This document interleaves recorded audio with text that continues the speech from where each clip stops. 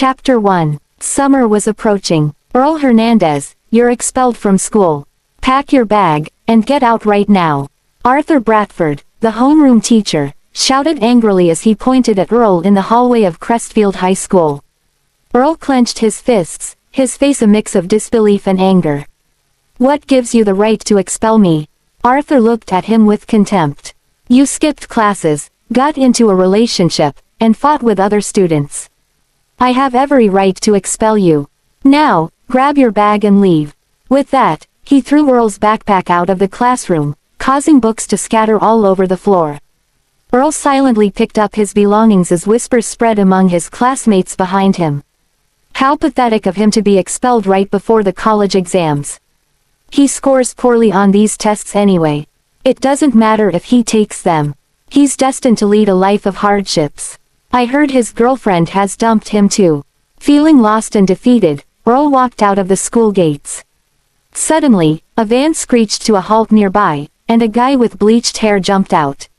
That's him. He dared to go after our boss's woman. Let's teach him a lesson. A barrage of blows rained down on Earl, leaving him dizzy and on the verge of unconsciousness. As he lay there, barely conscious, the guy spat on him and sneered. Do you think you're good enough to chase after my boss's woman? Not far away, a young couple leaned against a Ferrari. Santi Cortez turned to his girlfriend and asked casually, Hey babe, is it okay if I beat up your ex? Cassandra cuddled up to him and replied, He's a bad person, and he's just a useless brat. I wouldn't mind if you killed him. All right, then, let's finish him off and dump him in the lake. The intense pain finally caused Earl to lose consciousness. When he awoke again, he found himself submerged in the lake. A wave of agony coursed through his body as he struggled to surface, but his arms and legs had been broken. What should he do? Was he really going to die? Earl was filled with despair. Suddenly, he felt a powerful current surge through his body. It was as if the electricity had a life of its own, coursing through him and bringing with it an excruciating pain. He felt as though he was being torn apart from within, every cell in his body writhing in agony. But just when the pain reached its peak, a warm sensation flooded into his mind. The warmth felt magical, rapidly sweeping through his thoughts and piecing together fragments of memory. From the moment Earl was born in the hospital to all the moments he had long forgotten, his life played out like a movie in his mind. Memories that had been tucked away in the corners of his consciousness now surfaced clearly. The current continued to surge through Earl.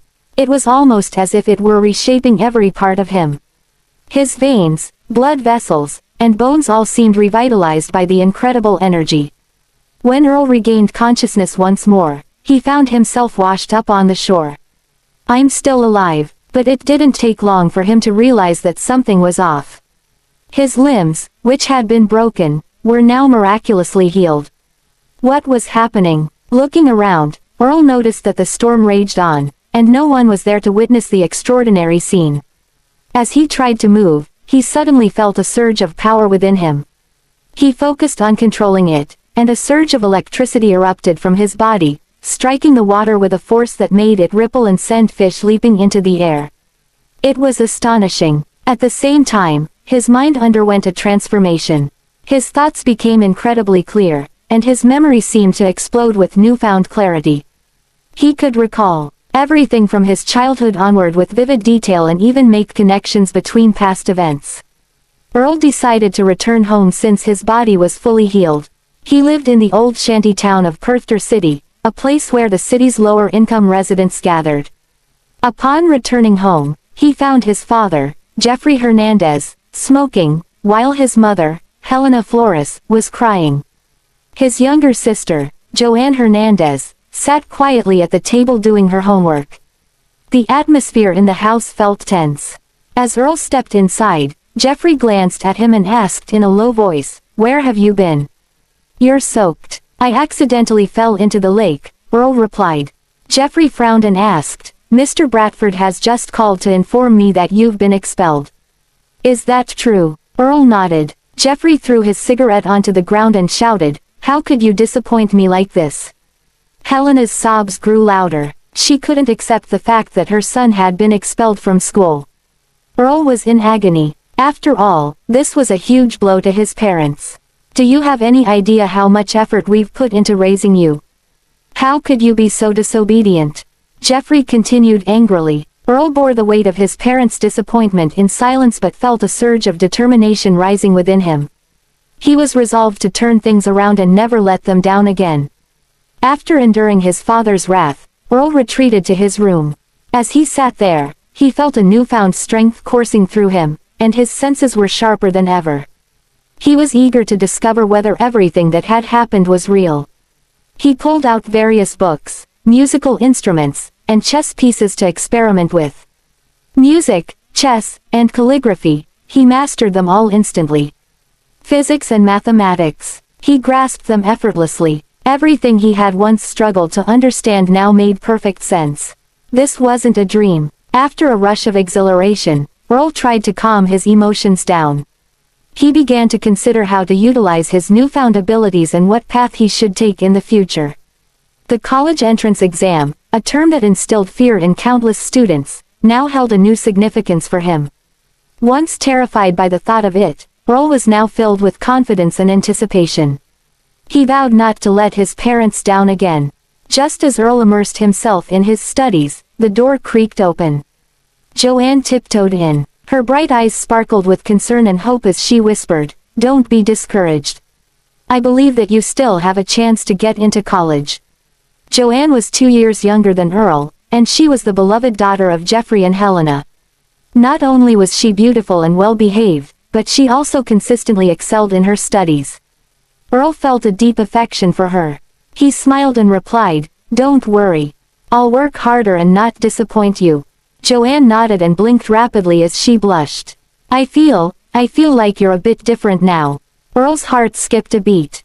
"Different how? I can't quite put my finger on it. It's just that you seem more handsome, and your eyes are brighter now. It also seems like you've grown taller." Around noon, Jeffrey returned home carrying 2 packs of cigarettes and 2 bottles of alcohol. He said to Earl, "This afternoon, you're coming to school with me." Earl nodded. Normally, Jeffrey wouldn't splurge on cheap cigarettes or low-grade liquor, but today, it was clear that he was willing to go all out for his son.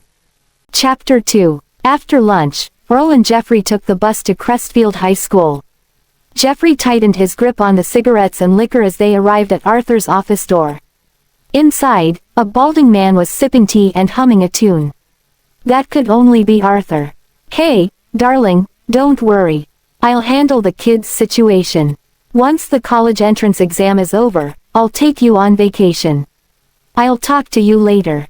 Love you." Arthur's chubby face broke into a lewd grin. Jeffrey gently knocked on the door, startling Arthur into quickly hiding his phone and adopting a serious expression. "Come in." As they entered, Arthur's demeanor changed instantly upon seeing Earl. "What are you doing here? Get out." Jeffrey hurriedly placed the cigarettes and liquor on the table. "Mr. Bratford, I've brought my son here to apologize. Please." Arthur glanced disdainfully at the cheap cigarettes and liquor on the table. "What, do you think you can bribe a respectable teacher?" Jeffrey pleaded. "Mr. Bratford, I'm begging you. The college entrance exam is coming up. Expelling him now will ruin everything." In response, Arthur slammed the bottle of alcohol to the ground, shattering it into pieces. "Get out. Your child's future is none of my concern. If you don't leave right now, I'll call security."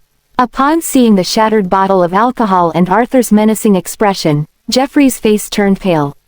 Trembling, he picked up the cigarettes and the remaining liquor from the broken bottle. As they were about to leave, they saw a young girl standing at the door, looking at Earl with a mixture of shock and sadness. Her name was Bianca Bustamante, and she was the former class monitor of Earl's class. She was the epitome of a model student. She was academically excellent, gentle in nature, and strikingly beautiful. She was undoubtedly the school's belle. Bianca was well aware of Earl's expulsion, and she had witnessed the earlier scene unfold. A soft sigh escaped her lips as she felt a pang of sympathy for him. Being expelled right before the college entrance exam was a devastating blow for anyone. To be honest, she had a slight crush on Earl. Despite his poor grades, he had athletic talent and a charming bad boy appeal. But he was always willing to lend a hand to others. Sometimes, when Bianca felt overwhelmed by her studies, she would go to the basketball court just to watch Earl play and cheer for him every time he scored under the sun. In addition to his athletic skills, Earl had many other talents and hobbies. He played the guitar exceptionally well and was quite good at billiards. Most importantly, he was loyal. He had once stood up for a classmate who was being bullied by some local thugs outside the school. Unfortunately, these qualities were seen as rebellious by the school administration that only cared about maintaining high graduation rates. It was clear that his expulsion was inevitable. In contrast, Bianca was destined for greatness. Her outstanding performance would surely lead her to one of the top 5 colleges in the country. On the other hand, Earl could only rely on a stroke of luck to get into a decent college. Maybe he would end up at a vocational school or work on a construction site to contribute to the country's real estate industry. However, the quality of the college he attended wouldn't determine his future. Bianca firmly believed that gold would shine no matter where it was found. Yet, she couldn't help but feel a twinge of sadness. At this crossroads in their lives, she and Earl were about to go their separate ways, likely never to meet again. After Jeffrey and Earl left, Arthur's mood seemed to improve significantly. He waved Bianca in with a beaming smile. She was undoubtedly his source of pride. According to the rules of Crestfield High School, if a student managed to enter one of the top 5 colleges in the country, the homeroom teacher would receive a bonus of up to $50,000. Hence, Bianca was a golden opportunity for Arthur. Ellipsis. On the way home, Jeffrey furrowed his brows and sighed repeatedly. Earl remained silent, but inside, he was feeling a storm of emotions. After dinner, Jeffrey encouraged Earl to focus on his studies and told him that he had to participate in the college entrance exam no matter what. Meanwhile, Helena had noticed that Earl's clothes had become noticeably shorter, so she decided to go out to buy him a couple of new outfits. Once his parents left, Earl seized the opportunity to return to his room and study. The events of the day had given him a tremendous jolt, but what hurt him most was the sight of his father picking up the scattered cigarettes and liquor, which was an image of humility, as well as Arthur's malicious demeanor. And what pained him most was Bianca's sympathetic gaze as she had looked at him. Earl admitted that he had fantasies about girls like her, but he understood the gap between them both all too well. However, things were different now, and he felt empowered to change his fate.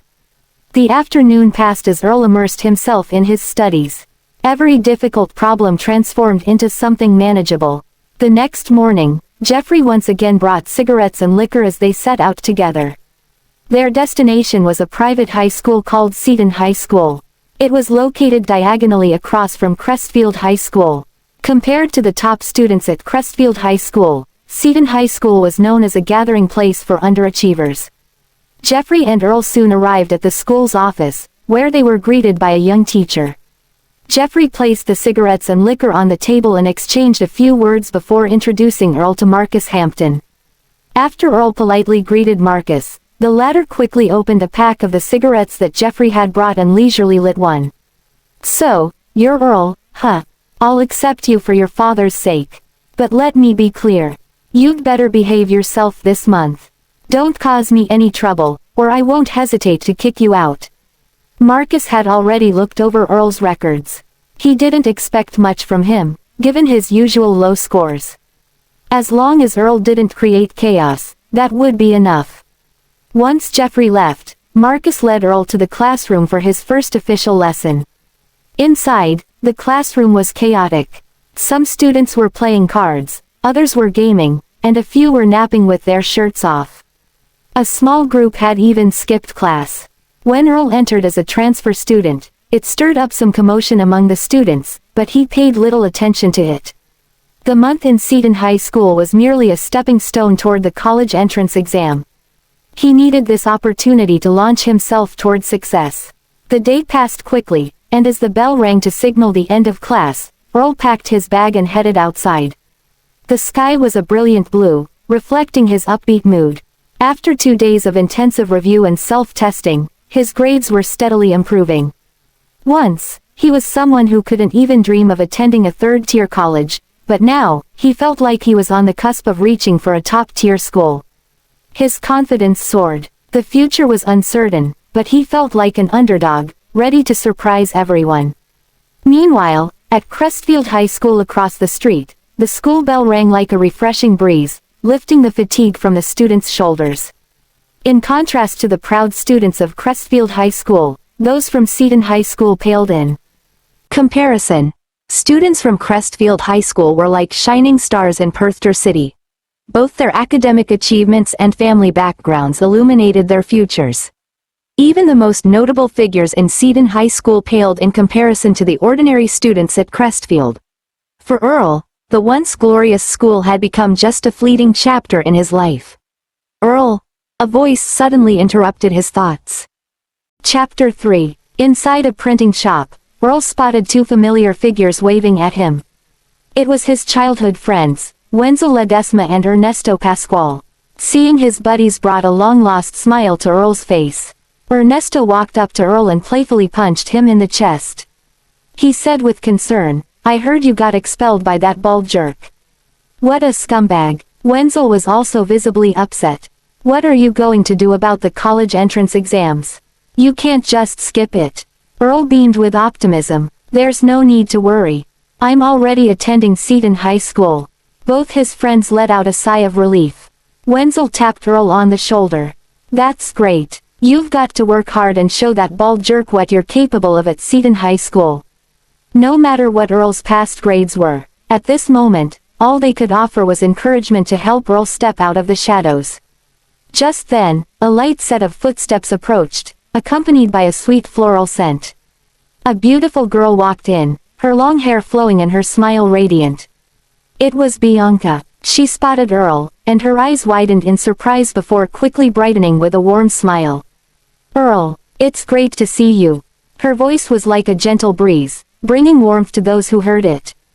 Earl felt a flutter in his heart as he smiled back.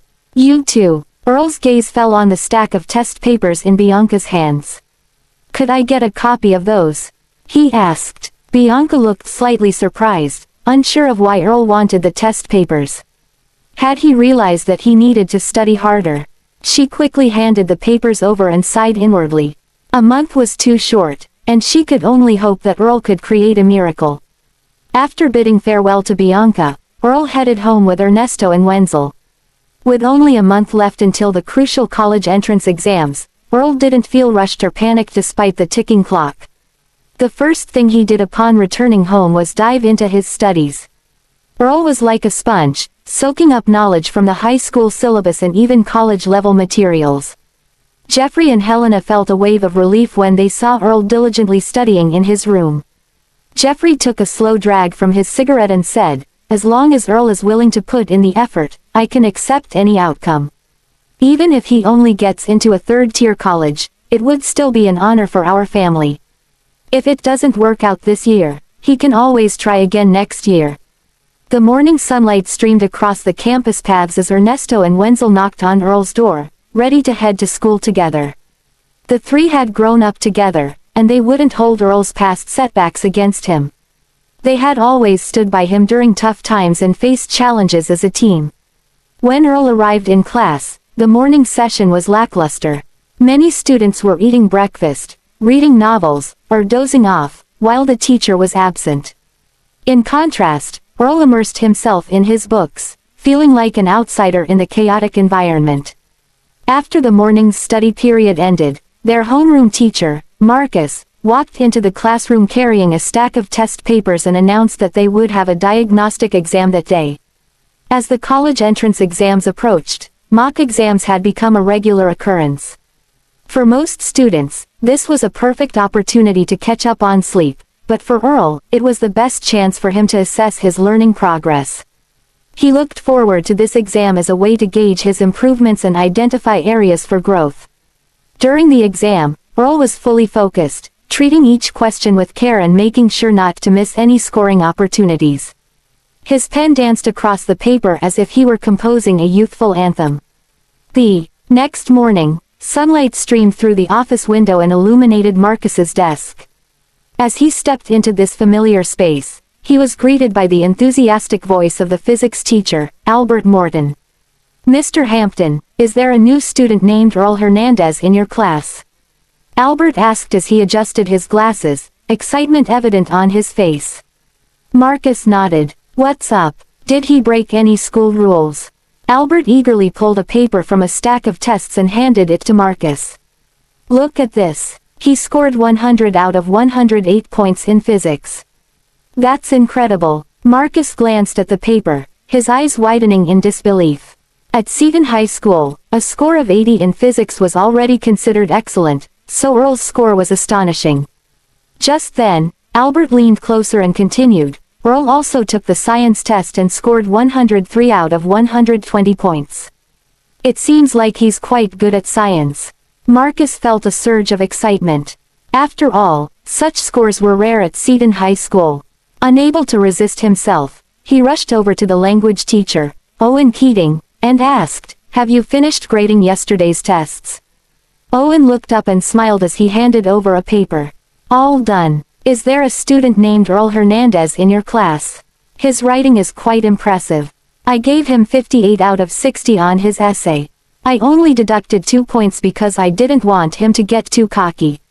Marcus took the paper and was shocked to see that Earl had scored 142 points on the language test.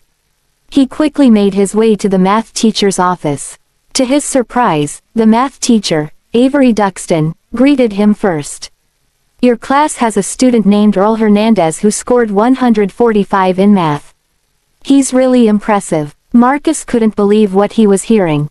With test scores of 142 in language, 145 in math, 133 in foreign language, and 268 in the science exams, Earl's total score had reached an astonishing 688 points. The clarity and consistency of Earl's handwriting across the 4 test papers left Marcus in awe. While the exams weren't particularly difficult, achieving a score of 688 was undeniably remarkable. Such a score could potentially secure him a spot in a second-tier elite college. This was an unprecedented achievement in Seaton High School. Just 2 years ago, the school had invested heavily to bring in an outstanding student, yet the student had only managed to get into Nashton University. Even that achievement had been a significant milestone for Seaton High School, earning the school considerable recognition and attracting more quality students. Now, however, a student who had been expelled from Crestfield High School had scored 688 points. He even had a chance to break school records and aim for a second-tier elite college. It sounded almost too good to be true. Marcus calmed himself down and began to analyze the situation rationally. There were very few fools in this world, especially among the experienced teachers at Crestfield High School. If Earl was truly as exceptional as his scores suggested, how could they have let him go so easily? Moreover, Earl's usual scores at Crestfield hovered around 300 or 400 points. How could he have made such a dramatic improvement in such a short time? Every year, Crestfield produced several students who went on to attend top-tier colleges. They treated such students like treasures, fearing that they might be poached by other schools. Expelling a student with the potential to enter a top college simply didn't make sense. The only plausible explanation was that Earl had cheated on the exams. Chapter 4. It was plausible, considering that many of the test papers at Seaton High School were obtained from Crestfield High School's confidential materials. It was likely that Earl had already worked on these papers before transferring and had received guidance from his teachers. Marcus felt a strong disdain for Earl's potential cheating, viewing it as shameful. While one could cheat in the mock tests, it was almost impossible to do so on the college entrance exam. Marcus decided to have a conversation with Earl about his attitude. After the morning study session, he called Earl into his office. He noticed that Earl appeared calm, showing no signs of panic or embarrassment about being caught cheating. Marcus's contempt deepened as he asked, "What do you think about your exam results?" He hoped that Earl would confess to any wrongdoings. Earl was taken aback by the question. He didn't fully grasp how well he had performed and was confused by Marcus's suspicions. He responded honestly, "I think I did pretty well." Earl's innocent expression only fueled Marcus's anger. He interpreted it as Earl deliberately playing dumb and insulting his intelligence. Exasperated, Marcus slammed his hand on the desk and said bluntly, I don't tolerate cheating. That will never get you into a good college. It's just deceiving yourself and your parents. It won't change the reality of your situation." After hearing Marcus's accusation, Earl finally understood what was going on. Marcus had mistakenly believed that he had cheated to achieve such high scores. Although Earl felt somewhat helpless about the misunderstanding, he firmly replied, "I think you're mistaken." Marcus didn't believe Earl's words at all. He thought Earl couldn't achieve such high scores on his own. He pressed further, "You didn't cheat. Then, how do you explain scoring nearly 700 points? Earl took a deep breath and calmly responded, "I did the test myself." While he did feel that luck played a part in his unexpected results, he knew he hadn't cheated. Hearing Earl's resolute and confident answer made Marcus hesitate for a moment. He considered that if Earl had indeed worked on these papers at Crestfield High School and received guidance from his teachers, then achieving high scores wouldn't necessarily mean he had cheated. It could indicate that he had been attentive in class and grasped the relevant knowledge. Finally, Marcus sighed and said, "I hope you can maintain this level of performance during the college entrance exams. But remember, whatever you do, you must be true to your conscience and honor your parents' expectations." After Earl left the office, Avery adjusted his glasses and remarked, "Mr. Hampton, did this kid really score 688 points? He might even get into Fullerton University. If that happens, you'll break school records and be set for life." Marcus chuckled and shook his head. It was wishful thinking that Earl could get into Fullerton University. As the college entrance exam drew closer, every student was undergoing a mental and physical trial. Some chose to skip classes to avoid the pressure, while others, like Earl, dedicated themselves to relentless studying, hoping for a final breakthrough. Despite his intelligence, Earl felt he had fallen behind too much over the past 3 years. Even though he had scored high marks, his grasp of the material was still shaky. He knew he needed to put in 10 times the effort this month to achieve great results. Earl was no longer content with merely aiming for a second-tier college or an average first-tier school. He aspired to face the exams with excellence and become an underdog who would make history. His parents watched Earl's intense dedication with pride but couldn't shake off their concerns. They knew that despite his hard work, his past grades had not been promising, and a sense of unease lingered in their hearts. Throughout the month, Earl immersed himself in a sea of books and practice questions. The frequency of tests increased from small assessments every 3 days and larger ones every 5 days to exams every 2 days. To avoid raising suspicion, Earl cleverly kept his scores around 300 or 400. Once he returned to what was considered normal levels, Marcus relaxed his vigilance, further believing that Earl's earlier high scores were the results of cheating. In addition to studying, Earl understood the importance of relaxation. He knew that relentless studying without breaks would be counterproductive. So, he made sure to relieve stress by playing basketball, practicing martial arts, playing billiards, strumming his guitar, and writing lyrics and music. Since his transformation, Earl discovered that he excelled in strength, perception, agility, and logical analysis compared to others. Where he once struggled to run a few miles without getting winded, he could now easily complete a full marathon. Dunking from a 360-degree basketball net had become effortless.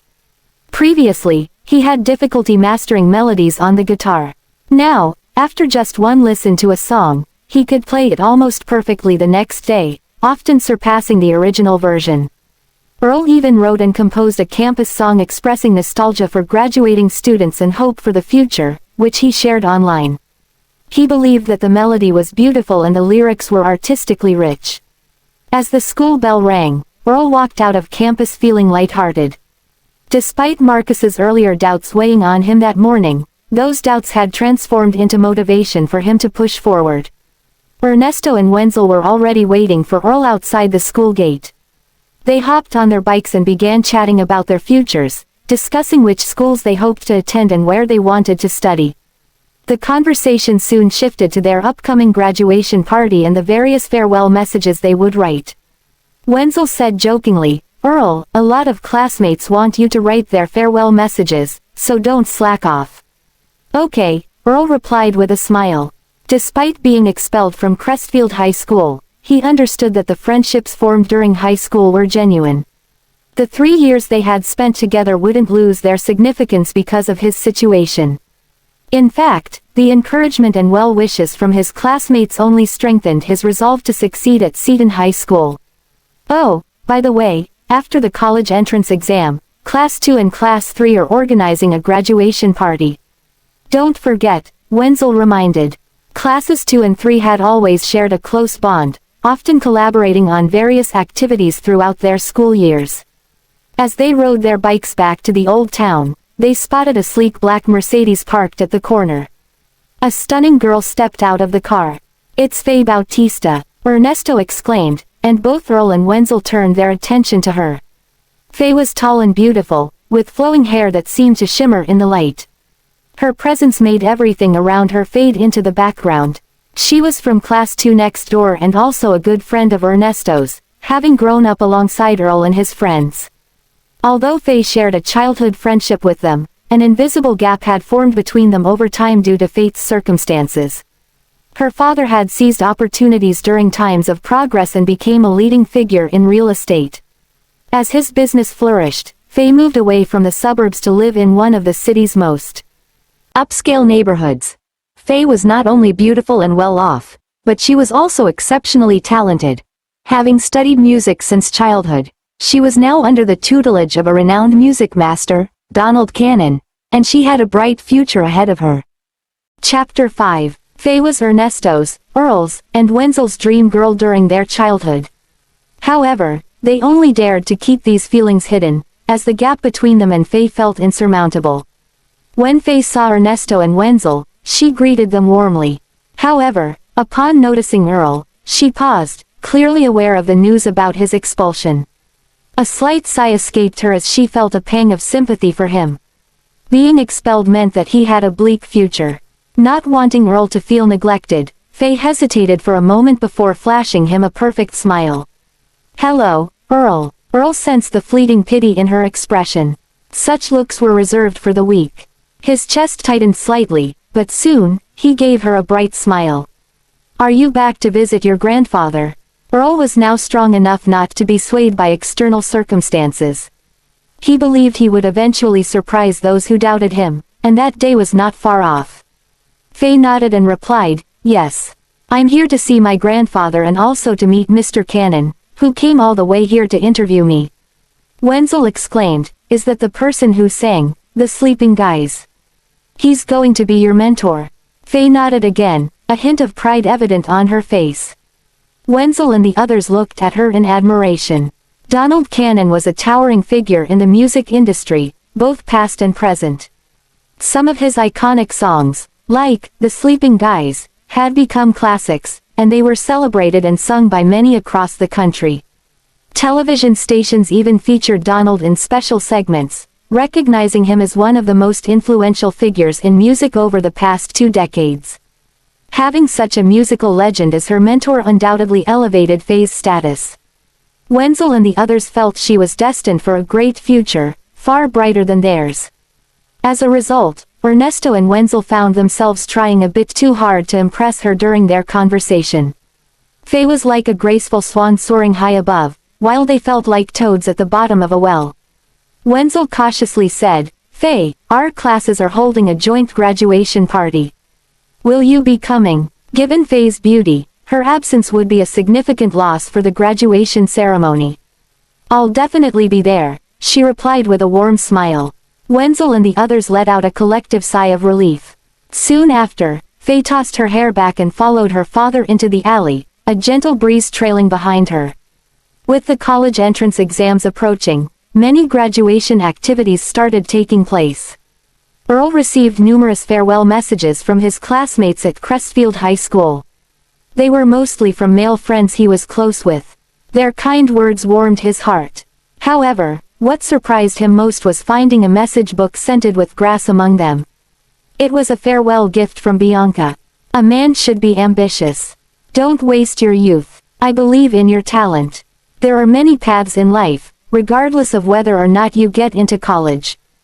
When we meet again years from now, may we both be extraordinary." Earl was overjoyed by her note. He couldn't help but picture Bianca's stunning figure with long hair flowing down her back. He knew she sometimes came to watch boys play basketball, and whenever she did, the players seemed to give it their all. Every boy dreamed of catching a glimpse of a goddess like Bianca. A fleeting glance from her was enough to brighten their day.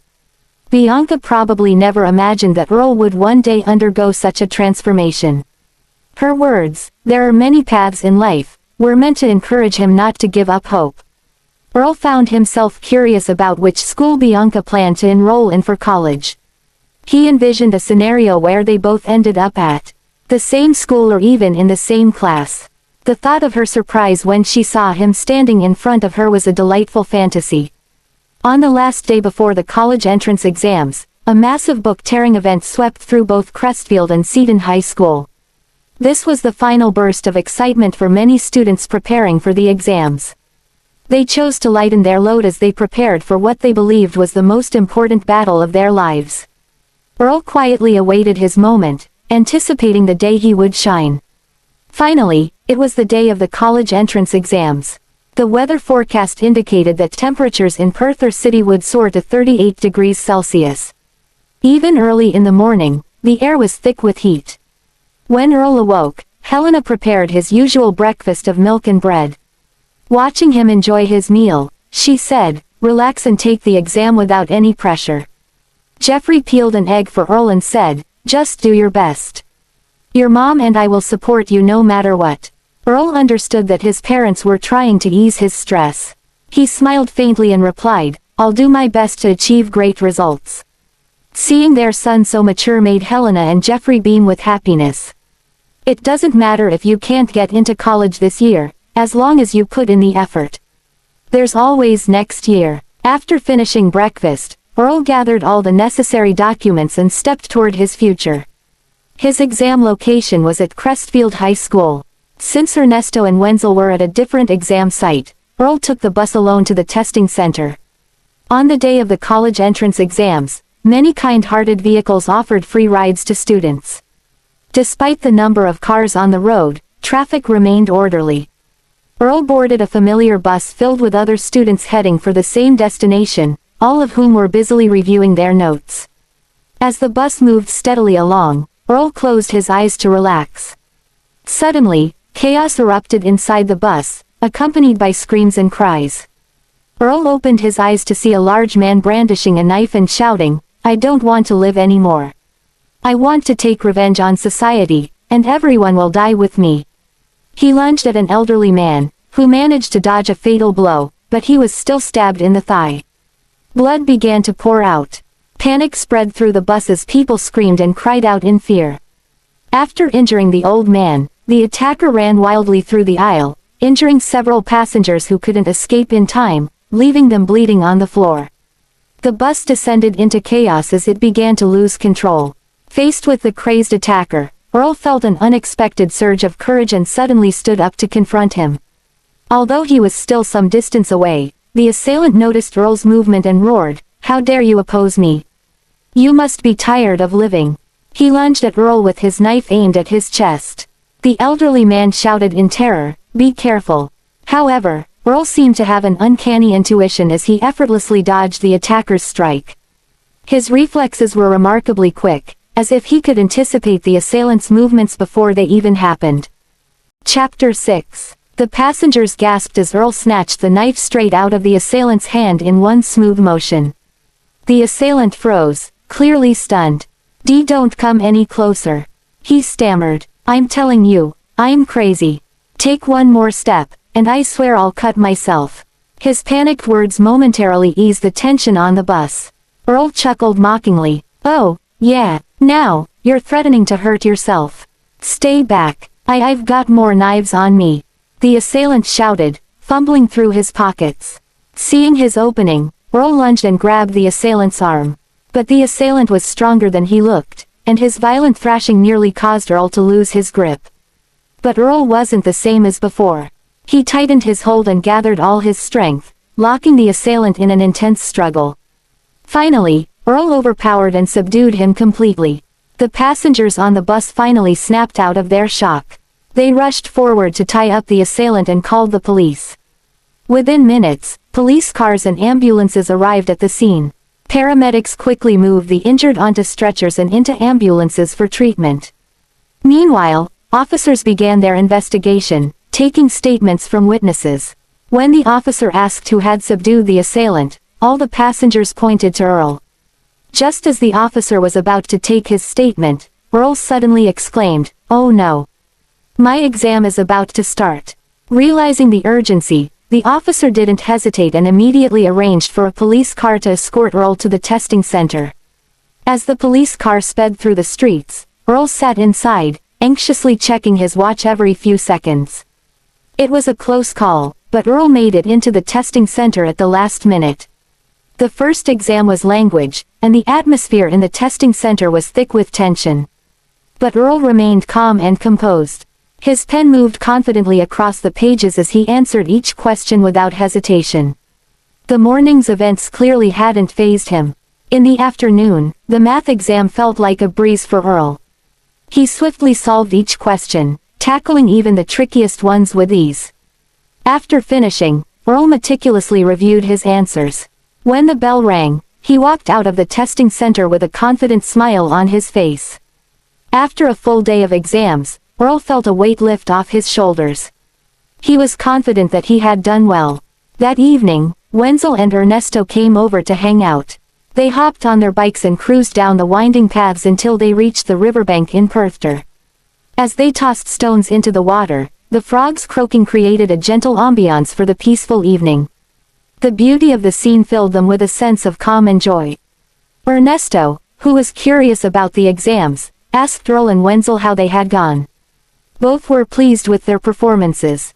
When the topic shifted to their college plans, Earl and Wenzel expressed their desire to study in a major city.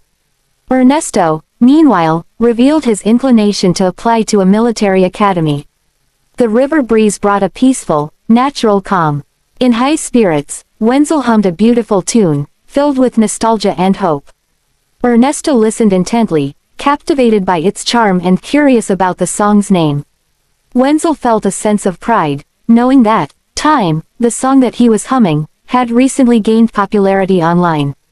Though he rarely sang, the song's beauty had inspired him to learn it. Ernesto became deeply interested in the song and wanted to learn more about it.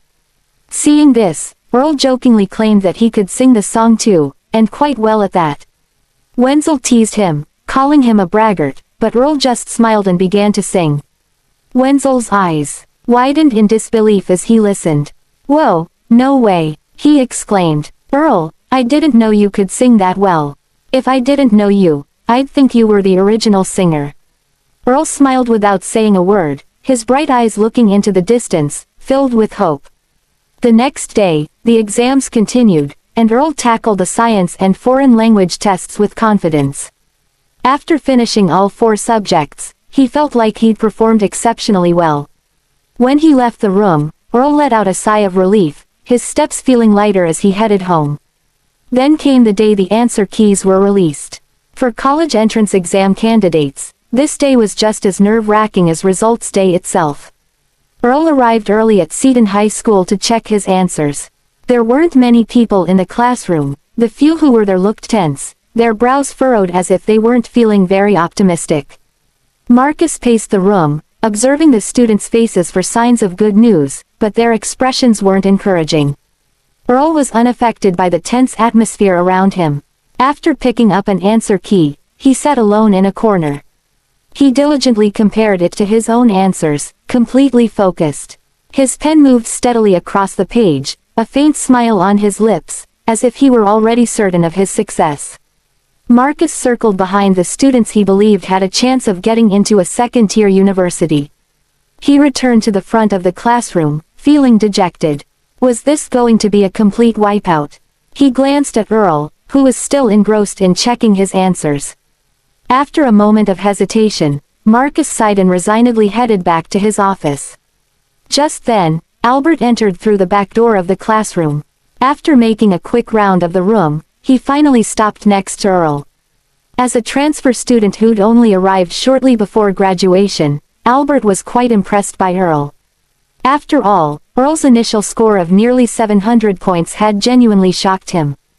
Although Earl never scored that high again, with his years of teaching experience, Albert always suspected Earl was intentionally hiding his abilities. He believed Earl's real academic potential was much higher than it seemed. Albert stood quietly behind Earl, observing as he meticulously compared his answers. Earl remained focused on the answer key, as if time had stopped. Minutes ticked by, and with each answer Earl marked, Albert's expression shifted, from calm, to surprise, to shock, and finally to utter disbelief. After finishing, Earl stretched, a relieved smile spreading across his face. The score he calculated even surprised him. How much do you think you scored? Albert stammered. He'd been watching Earl check his answers without blinking. Seeing that Earl had marked almost all the answers correctly, Albert couldn't imagine what his final score would be. Around 680, I guess, Earl calmly replied. Earl had already calculated the scores in his head. Language, 142, Math, 143, Science, 290, and Foreign Language, 145, adding up to a total of 720. But that score was so unbelievable that he had decided to give a lower estimate. Even this relatively conservative estimate was enough to leave Albert stunned. His eyes widened in disbelief, and he stammered, 680. Chapter 7. This score was unprecedented. No one in Seaton High School's history had ever scored that high. Seeing Albert's stunned expression, Earl felt a pang of guilty pleasure. But Earl didn't want to lie, so he gently said, it's probably higher. With Albert still in shock, Earl packed up his things. See you, he said softly, then waved and walked out. After Earl left, Marcus walked into the classroom with a glass of water. He found Albert standing at the back of the room, just staring blankly, in a daze. Albert, what's wrong? You look a bit out of it, Marcus said. Marcus, that new student in your class, do you know what he thinks he's scored? He asked, his voice shaky. How much? Marcus asked, curious. He said, it's at least 680 points. Albert exclaimed, gesturing dramatically. Hearing that score, Marcus's hand trembled, making his glass slip out of his hand and crash to the floor. That's not funny, he stammered, his voice wavering. Albert shook his head firmly, looking completely serious. Marcus thought Albert had to be joking, but his serious expression told him otherwise. Besides, Albert was about to retire, so he wouldn't joke about something like this. Earl walked out of the school into the blazing sun, where waves of heat hit him like a furnace. But his mood was as bright as the sun. He hopped onto the bus with light steps and a heart full of delight and anticipation.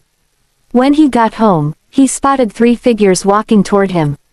It was Wenzel, Ernesto, and Faye, who'd clearly just finished comparing answers and were heading back together. Earl, what do you think you scored?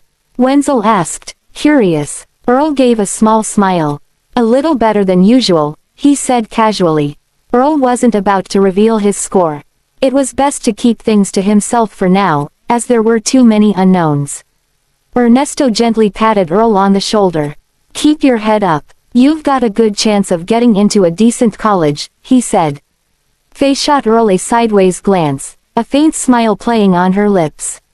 You all carry on. I've got a music lesson with Mr. Cannon tonight, she said. Recently, the song, Time, had gained immense popularity online, especially among students. The beautiful melody and brilliant lyrics had earned rave reviews. Even Donald was impressed, predicting that the songwriter would become well-known across the country. Faye had been learning this song from Donald lately. The lyrics and composition were amazing, and there was so much to learn. The only thing holding it back was the recording quality. It sounded like they hadn't had access to professional equipment. But it would have been incredible if they'd recorded it in a studio. After speaking, Faye waved casually and walked away gracefully. Once she was gone, Earl said goodbye to Wenzel and Ernesto before heading home. Jeffrey and Helena had been anxiously waiting. As soon as he walked in, Helena quickly handed him a drink, while Joanne pulled over a chair to sit beside him. Jeffrey puffed on his cigarette and tried to keep his voice calm. So, how do you think you did? He asked. Helena stood tense, her eyes fixed intently on Earl. Not bad, I think, Earl answered calmly. Jeffrey's face brightened with relief. If you can get into a decent college, I'll consider that a blessing, he said. Helena let out a sigh of relief, a small smile playing on her lips. She didn't expect Earl to get into a prestigious university. Any college would make her happy. The next morning, Wenzel talked to Earl and reminded him about the graduation celebration that afternoon. The plan for the day included a karaoke session at a private venue, followed by a barbecue by the riverbank in the evening, where everyone would share their hopes and wishes around a bonfire. Earl's arrival at the graduation celebration didn't surprise anyone. Even though he'd been expelled, the students in Class 3 still considered him one of their own. They had rented out 10 private rooms to hold more than 100 students from both classes. To foster relationships between the two classes, students were randomly assigned to different rooms. Wenzel and Earl found themselves in the same room as Bianca and Faye. As the undisputed beauties of their classes and indeed the entire school, Bianca and Faye were not only stunning but also incredibly talented. They were known as the most outstanding duo in Crestfield High School's history. When they entered the room, it was as if they brought their own sunshine, illuminating every corner. Even in simple clothes, their natural beauty couldn't be hidden. With a captivating radiance that drew everyone's attention, they seemed destined for success. Bianca and Faye quickly became the stars of the room, with the guys gravitating toward them, eager to act as their loyal protectors.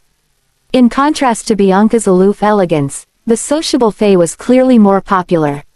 Faye loved to showcase her charm wherever she went.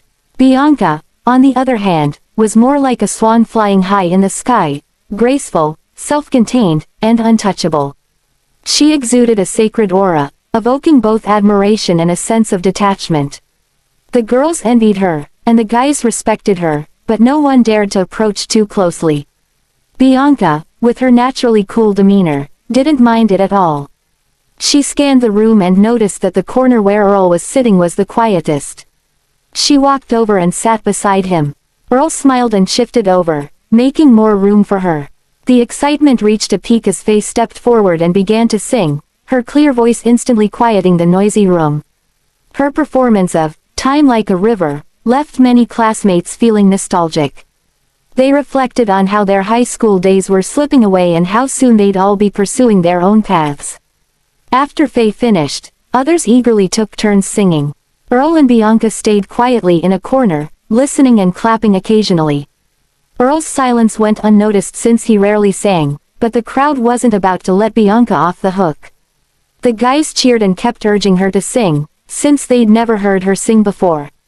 A rare blush spread across Bianca's stunning face as she shook her head firmly, trying to refuse.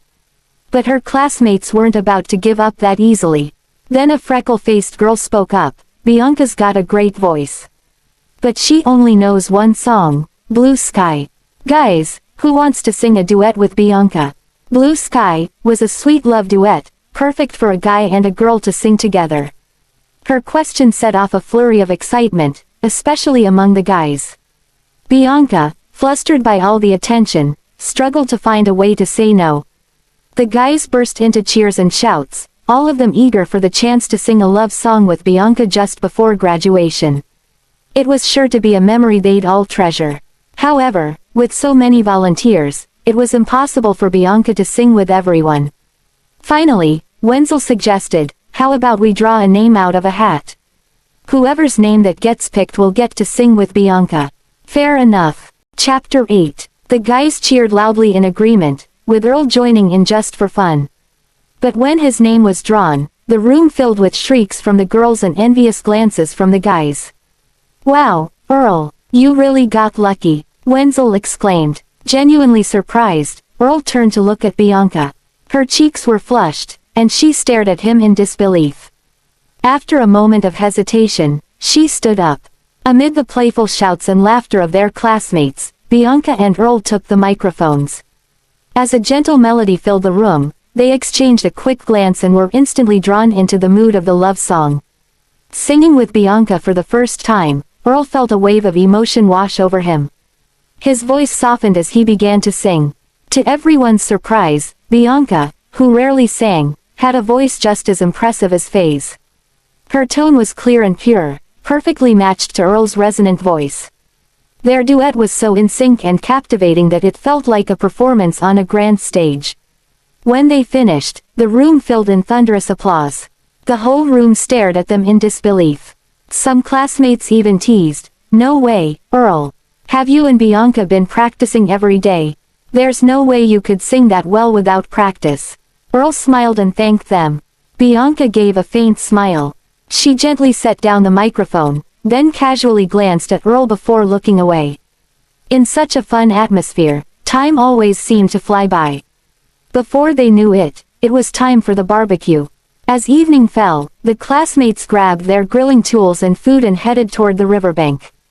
The summer breeze left everyone feeling refreshed. Based on the afternoon's plan, the barbecue groups stayed the same as their singing room teams. However, more classmates joined Earl's group, eager for one last chance to hang out with Bianca and Faye. As a few of the guys started goofing around, the atmosphere gradually grew livelier.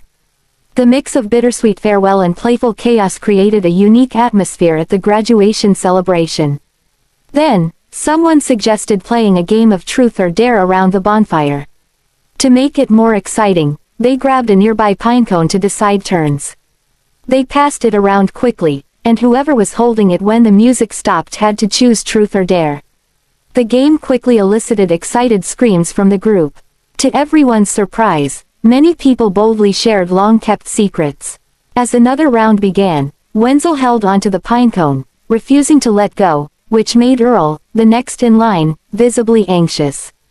Just as the music was about to stop, Wenzel suddenly tossed the pinecone high into the air. It spun around before landing right in Earl's lap. It was clear Wenzel had done it on purpose. Earl shot Wenzel a glare, clearly annoyed. But before he could say anything, Wenzel shouted, "Earl, you've got it. Now, tell us, who's your secret crush?" "No cheating." The classmates immediately chimed in, their voice growing louder. "Earl, don't even think about lying." Someone shouted, "We're all curious to know." Another added, "Make your graduation unforgettable. Even if you were rejected, just say it." Someone else encouraged, "In the past, Earl might not have been brave enough to face this. But now, he was brimming with confidence. Besides, this farewell could mean he'd have fewer and fewer chances to see his crush once they were in college. After all, once they started working in different cities, they might never see each other again. Earl took a deep breath and said calmly, "It's Faye." A wave of surprise went through the crowd. Although everyone had guessed that Earl's secret crush was either Faye or Bianca, no one expected Earl to actually say it out loud. Wenzel grinned and added, "Actually, Earl and Faye are childhood friends." Wenzel had always known about Earl's feelings for Faye and had purposely created this opportunity for him. Otherwise, once they all went their separate ways for college, there might not be another chance for Earl to confess. After Earl spoke, he felt a weight lift off his chest. He glanced at Faye, eager to see her reaction. Under the firelight, Faye's face reflected a mix of shock, confusion, and unease. Earl's confession completely surprised her and left her puzzled. High school romances were usually subtle and unspoken, nothing like Earl's bold, straightforward declaration. Eventually, Faye turned away, avoiding his gaze. She said nothing, but her expression said it all. A wave of disappointment washed over Earl, but at the same time, he felt a sense of relief. He had expected this outcome. After all, the distance between them was undeniable. Earl was an expelled student, while Faye was a top achiever from a privileged background with a bright future.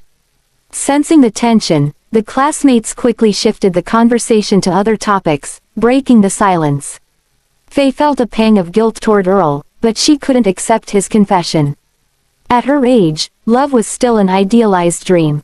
She'd always imagined a perfect, talented guy riding in on a white horse to sweep her off her feet. Tall and handsome, he would sing better than her and would also outperform her in school. He would love playing sports, especially basketball, and would come from a wealthy family. Unfortunately, Earl didn't meet those criterias. Seeing his best friend get rejected, Wenzel felt a surge of guilt. He'd only wanted to help Earl, but now, he realized that he'd probably made things worse. When Earl sat back down, Wenzel patted him on the back and muttered awkwardly, "I was trying to help, but I messed up." "Damn it," Earl grinned, giving Wenzel a light punch on the shoulder. "I knew you were up to something, but I don't blame you." Seeing Earl's easygoing smile, Wenzel felt his burden lighten a bit. The awkwardness from Earl's confession lingered for a moment, but it soon dissolved into laughter and chatter. The guys gathered around Earl, patting his shoulder and offering him words of encouragement. Deep down, everyone knew that Faye, with her affluent background, brilliant academic record, and bright future, was far beyond their reach at this age. The rest of the truth or dare game fizzled out without much excitement. As the celebration drew to a close, the group felt a bittersweet sense of farewell. Many of them wrote their hopes and dreams in the damp sand. As the water gently lapped at the edge of the river, slowly erasing their words, they realized everything was about to change. "Who knows the song, Time?" someone suddenly asked. The group buzzed with excitement. Time had become incredibly popular lately, especially among the graduating students, and it was being sung everywhere. The song captured their bright hopes for the future, as well as the bittersweet emotions of first love and the sadness of farewells. The songwriter of Time was considered a musical genius. Since the debut of the song, they had taken the world by storm. On the top hits chart, Time had shot straight to #1 on the new artist chart. It had also broken into the top 5 on the overall charts, rapidly climbing toward the #1 spot. Chapter 9. The top 10 spots on the overall music charts were dominated by famous artists.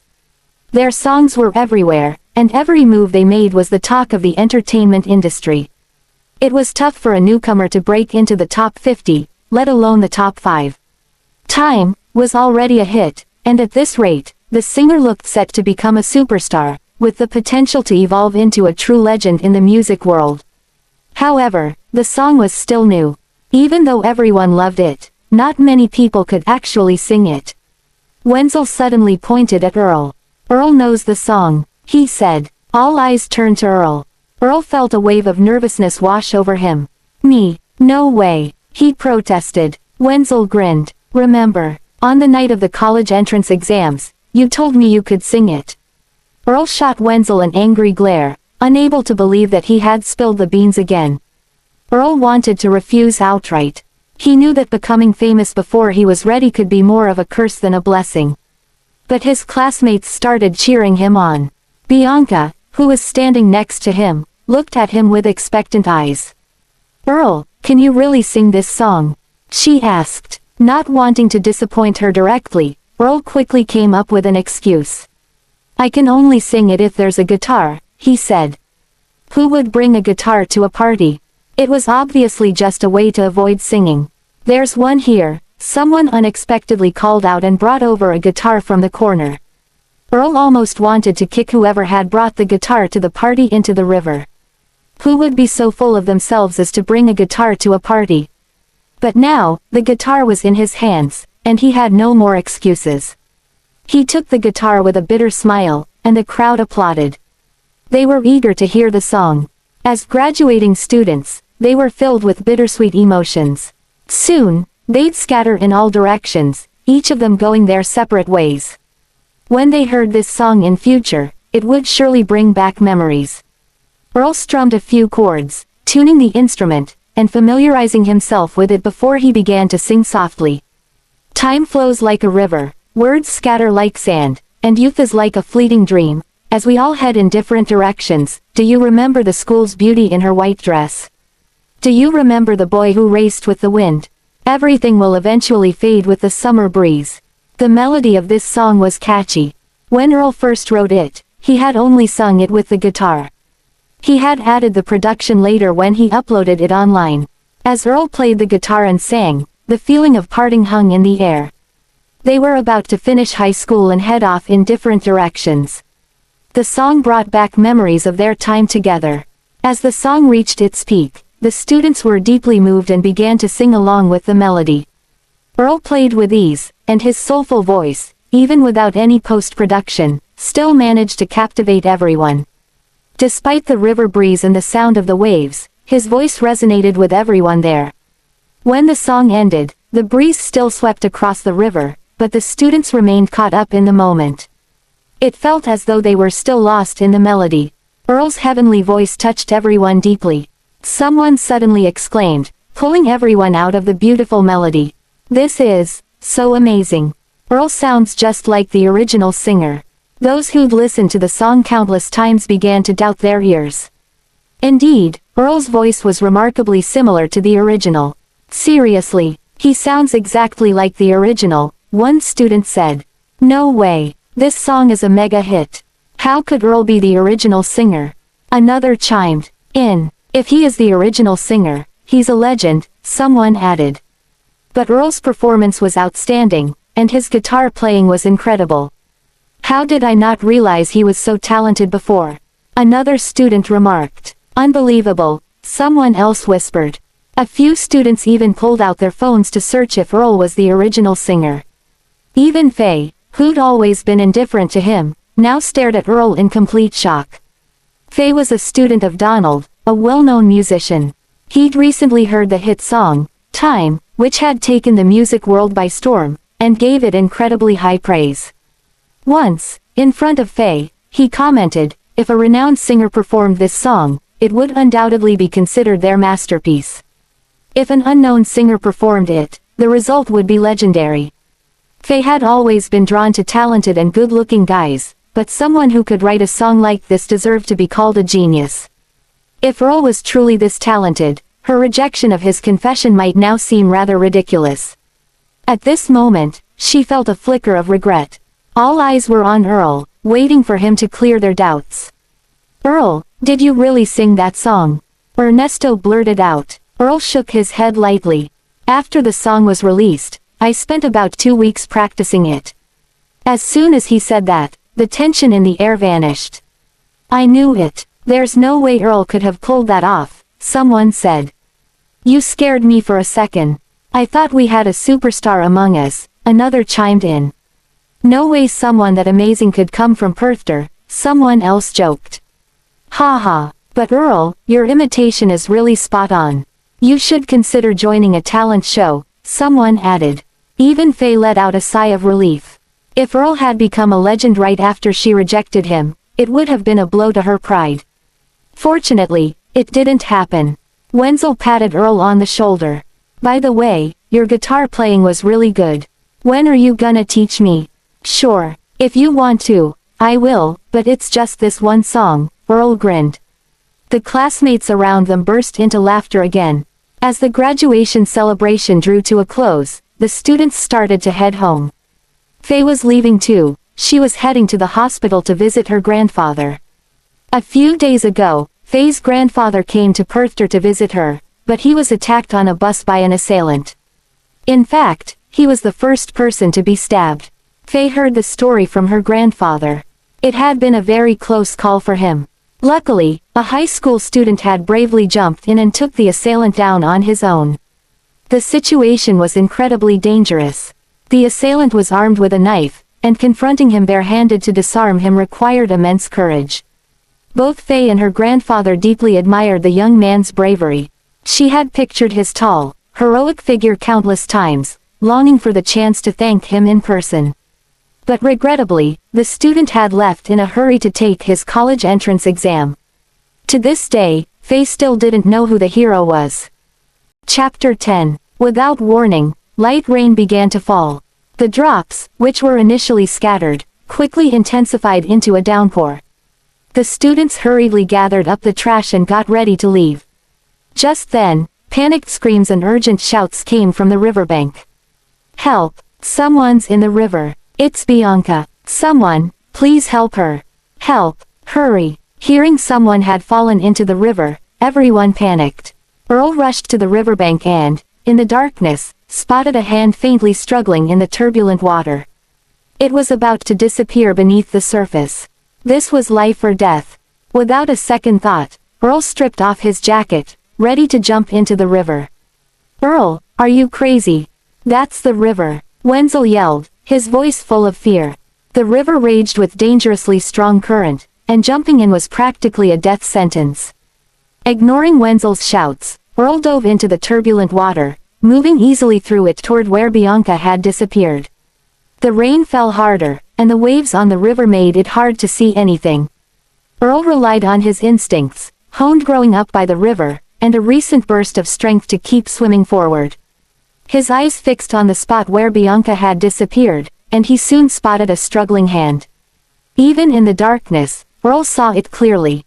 He immediately sped toward the outstretched hand. Bianca had swallowed a lot of river water by now. Her mind was fuzzy, and the situation was dire. Growing up in a sheltered environment with a strict upbringing, Bianca had never learned how to swim. She had just been trying to pick up the trash by the river when a huge wave had swept her into the water. Everything around her was a blur, and she thought she was going to die. Suddenly, a strong arm grabbed her tightly, pulling her from the water with powerful force. A familiar yet faint voice reached her ear, saying, "Hold on to my hand. Don't be afraid, I'll save you." Bianca couldn't see who it was, but she recognized the voice. A wave of relief washed over her, and she was about to call out his name. But as soon as she opened her mouth, water rushed in, nearly causing her to sink again. Earl held Bianca tightly, struggling to stay afloat while using a backstroke to conserve his energy. His steady voice was right by her ear again. "Just relax. Rest your hands lightly on me, and we'll drift downstream. There's a sandbar ahead." Bianca did exactly as he said. With Earl's help, she stopped struggling and gently placed her hands on him, making it much easier for him to keep them both afloat. At that moment, Earl was like an unsinkable log. Bianca rested lightly against him, her head near his chest, close enough to hear the powerful rhythm of his heartbeat. The river was still turbulent, but Bianca wasn't afraid anymore. They drifted for a long time before the rain finally eased and the river gradually calmed. "Look, a sandbar." Earl's voice startled Bianca from her dazed state. Bianca looked up and saw a small sandbar covered in low grasses, full of life. Bianca realized she had survived. The relief was overwhelming, and tears welled up in her eyes. Holding Bianca with one arm, Earl swam forward with all his strength. They reached the sandy shore. Earl gasped for breath, while Bianca collapsed onto the sand. "Can you walk?" Earl asked, his voice full of concern. Bianca shook her head. Her legs still felt weak from the shock. Earl hesitated for a moment, then carefully scooped Bianca into his arms, carrying her toward the center of the sandbar. Just as he was about to set her down, Bianca shivered. "It's so cold." Earl held her tightly, trying to warm her with his body heat. Despite her embarrassment, Bianca felt a touch of warmth in Earl's embrace. A faint blush crept up her cheeks, and the fear in her heart gradually faded away. Finally, the rain stopped completely, revealing a sky full of stars. Not wanting to stay in Earl's arms any longer, Bianca softly said, "Earl, you can put me down now." "Okay," Earl said, reluctantly letting go of her. Even though she was no longer in his arms, he could still feel her lingering scent, and a subtle sense of loss washed over him. At that moment, Earl pulled out a lighter. Surprisingly, it worked, even after being soaked in the river. He ran onto the sandbar, searched for a while, and returned with some dry wood to start a fire. Earl took off his damp shirt, holding it near the fire and turning it occasionally to dry it. He glanced at Bianca, noticing her discomfort. Without hesitation, he pulled his shirt from the fire and offered it to Bianca. "Here, you should change out of those wet clothes." His words brought a flush to Bianca's cheeks. Being alone with a man was awkward enough, but the thought of changing in front of him made her even more uncomfortable. Earl realized how his words sounded and scratched the back of his head sheepishly. "I didn't mean anything by it. I just don't want you to catch a cold." Bianca glanced shyly at Earl, hesitated for a moment, then stood up and walked toward a darker corner. She quickly changed into dry clothes and returned to the fire. Even though her outfit was modest, it couldn't hide her graceful figure. The firelight gave her skin a soft glow that drew Earl's eye. Earl stole a few glances at her, but he soon realized his mistake and quickly looked away. "Are you still cold?" he asked. Bianca's cheeks turned slightly pink. She knew Earl wouldn't cross any lines, so she came closer to the fire and replied softly, "Not anymore, thank you." They fell into brief silence, each focusing on drying their clothes. The heavy rain had passed, revealing a bright moon in the sky and many twinkling stars. The fresh scent of grass filled the air, bringing a sense of calm and comfort. "Earl, thank you for saving me," Bianca said, breaking the silence. Her voice was filled with gratitude. Earl's bravery during the terrifying moments in the river had made a deep impression on her. She didn't know how she could ever repay him for saving her life. Earl looked up, met Bianca's grateful gaze, and smiled. It was nothing. Anyone would have done the same.